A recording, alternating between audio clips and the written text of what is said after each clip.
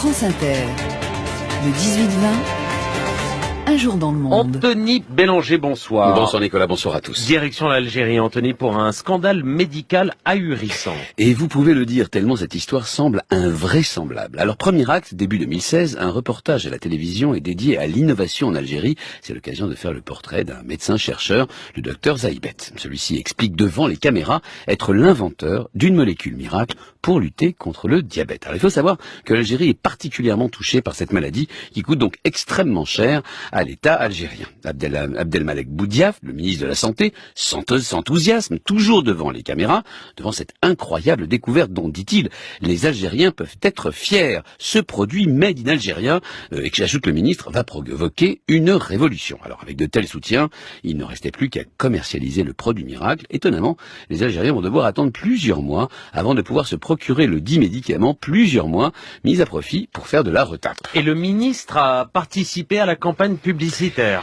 Eh bien oui, il l'a fait. Pour être plus précis, c'est la chaîne de télévision qui s'emballe. Elle multiplie les reportages, explique que ce médicament est distribué en Espagne et en Arabie Saoudite et interviewe plusieurs fois le ministre. Poussé par les journalistes et convaincu lui-même, voilà ce que déclare le ministre Boudiaf devant les caméras. Ce médicament n'a pas d'effet secondaire. Certains cas suivis se sont débarrassés définitivement de l'insuline et des comprimés.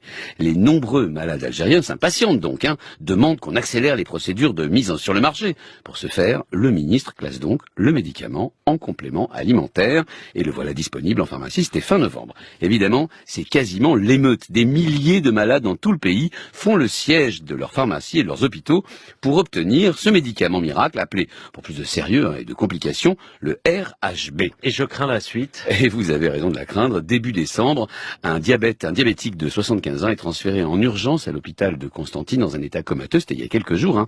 Il avait cru son ministre et avait abandonné ses injections d'insuline pour le fameux RHB. D'autres victimes sont signalées dans tout le pays et à chaque fois la même histoire, avoir substitué le RHB à leur insuline. Le ministère de la Santé algérien ne réagit pas tout de suite. Il met même près d'une semaine à commencer à sortir du mutisme et on les comprend. Leur ministre s'est tellement avancé que ça en devient gênant, voire ridicule, d'autant que le nom de cette poudre de perlimpinpin aurait dû leur mettre la puce à l'oreille.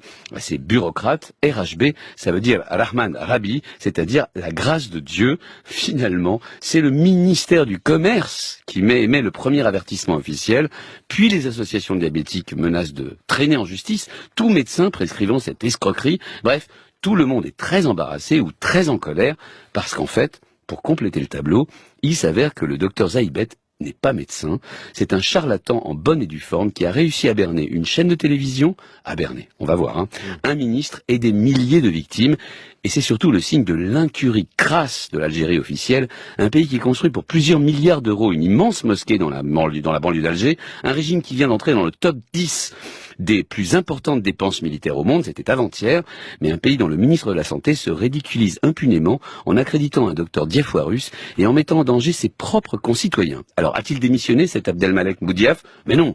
S'est-il au moins excusé? Non plus, voyons. C'est l'Algérie, Nicolas.